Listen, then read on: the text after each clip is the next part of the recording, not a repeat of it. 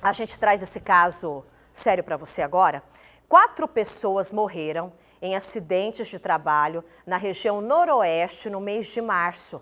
Mas os números podem ser ainda maiores, porque, segundo o Ministério Público, muitos acidentes deste tipo acabam não sendo notificados. Acompanhe comigo. Há 7 meses, Vanderlei depende de vários medicamentos e até de uma bombinha para conseguir respirar, enxergar e dormir melhor. O motorista, que sempre foi saudável, ficou assim depois que sofreu um acidente de trabalho. O ônibus escolar que ele dirigia pegou fogo. Ele demorou para sair do veículo porque se preocupou em salvar as 55 crianças que transportava. Por isso, ficou com sequelas provocadas pela fumaça que inalou. Mas o mais que me alivia minha cabeça é eu e minha monitora que me ajudou, eu ter salvado minhas criancinhas, que eram 55 crianças dentro do ônibus. E conseguimos, lá eu fui tentar apagar o fogo, mas não consegui, inalei muita fumaça. E através dessa fumaça, hoje o que eu tenho? Eu adquiri esse problema no pulmão e problema nas vistas, que eu não enxergo. Não estou trabalhando ninguém, estou afastado da empresa até hoje. Não estou tendo benefício da empresa e nem no INSS ninguém. Eu estou desdeixado. Essa é a minha indignidade, isso aí é falta de respeito comigo. Ele acredita que o incidente poderia ter sido evitado, já que alertou os superiores que o veículo estava com defeito mais de uma vez. Estava com 6 meses usando esse veículo. Eu falando para eles, começou a aparecer problemas. É um problema que é um módulo dele de ignição do ônibus, começou nele. Eu tinha acabado de abastecer, eu estava o tanque cheio. Então, a apropriação de pegar um fogo inflamatório é muito compatível para isso. É um ônibus antigo, é um ônibus de 2006. Sendo que hoje, um escolar hoje tem que ser de 2015 para cima. Mesmo com as sequelas, como a perda de 80% da visão, ele não recebe mais benefício do INSS, nem é aceito de volta pela empresa. Desde outubro eu não recebo mais de ninguém, nem do NPS, que eles me liberou para trabalhar na empresa não quis aceitar em lugar nenhum, disse que eu estou inapto, passei pelo médico da empresa, disse que eu não enxergo, que eu estou cego. Lógico, e a sequela que me deixou a fumaça, o CO no fundo do olho, foi isso aí. O que acontece? Hoje eu estou aqui, eu estou desdará, estou com as minhas coisas tudo atrasada e às vezes eu me emociono de eu lembrar nessa data aí, nossa senhora, minha cabeça tem hora que eu não... E estou passando por isso aqui, despesa, aluguel atrasado, as coisas, então eu estou assim. Mais uma história que remete a um assunto importante, mas pouco discutido: a segurança no trabalho. Segundo dados do Sistema Único de Saúde, a mortalidade no trabalho bateu um recorde no ano passado, com 2.500 vítimas no Brasil. O número de acidentes também impressiona, foram pouco mais de 600 mil.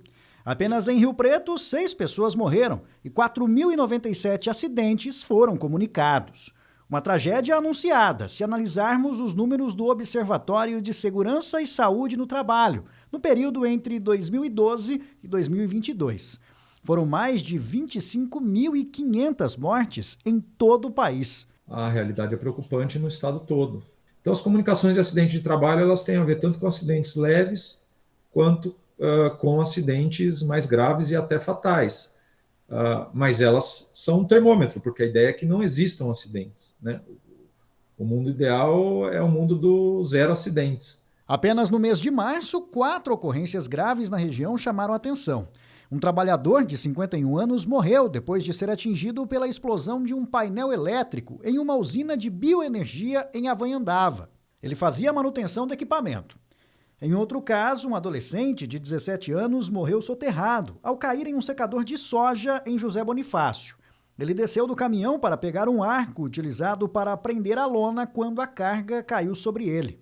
Também no mês passado, um homem de 41 anos sofreu múltiplas fraturas e morreu após ser atingido por uma bobina de 3 toneladas que caiu sobre ele em uma indústria de Rio Preto. Só a cidade, o município de Rio Preto, responde por 2% de todas as comunicações de acidente de trabalho do estado de São Paulo, que por sua vez é o estado campeão de acidentalidade no trabalho no Brasil, já que ele concentra a maior parte da população economicamente ativa e dos postos produtivos. Mas a realidade pode ser ainda pior. É que, segundo o Ministério Público do Trabalho, a subnotificação de acidentes ainda é comum e prejudica tanto o trabalhador vítima quanto as ações de prevenção. Por isso, a campanha Abril Verde, desenvolvida anualmente pelo órgão para a conscientização, terá como um dos pilares justamente este tema. Esse ano, especificamente, o Ministério Público do Trabalho tem como um dos seus grandes motes do Abril Verde justamente o combate à subnotificação de CATs e ao sistema do Ministério da Saúde, ao SINAM, justamente porque a ausência de informação ela dificulta, quando não impede, a adoção de políticas públicas para combate desse mal da sociedade contemporânea que afeta a saúde e a vida de trabalhadoras e trabalhadores. Este advogado trabalhista explica que é obrigação do empregador promover treinamentos e oferecer equipamentos de proteção aos funcionários. E cabe ao trabalhador utilizar, sob pena até de ser demitido por justa causa. É uma responsabilidade do empregado na utilização de EPIs, né? Ele deve ser alertado e, mais do que isso, deve ser treinado pela empresa de como usar aquele EPI. Primeiro, fornecer o EPI. Segundo, treinar para aquela atividade com aquele tipo de equipamento. Se o empregado acaba não usando o EPI, existe aí uma culpa da empresa, que é a culpa de fiscalizar. Ela deveria fiscalizar aquilo. Se a empresa vê o empregado trabalhando sem o EPI que ele deveria estar usando, ela pode adverti-lo no primeiro momento.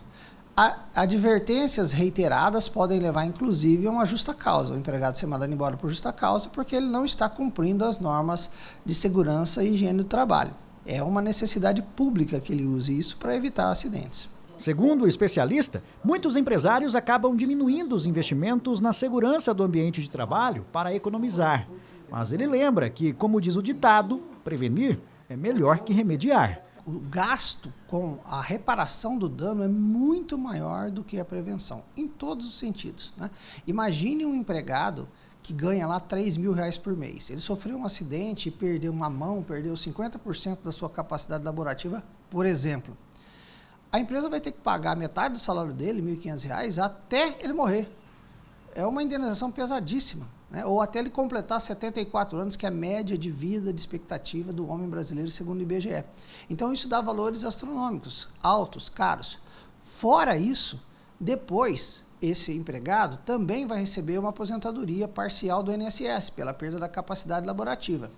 Essa aposentadoria que o INSS paga, que se soma a valores bilionários, o INSS hoje entra com uma ação na justiça chamada ação de regresso para cobrar do empregador o que ela está pagando para o empregado como acidente de trabalho.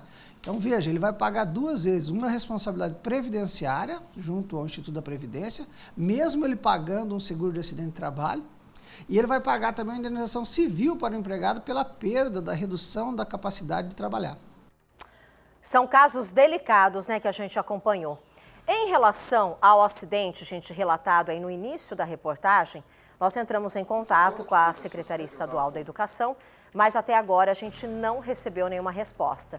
Nós também não conseguimos contato aí com a empresa que contratou o motorista, mas a gente continua aqui aguardando aí uma resposta de vocês.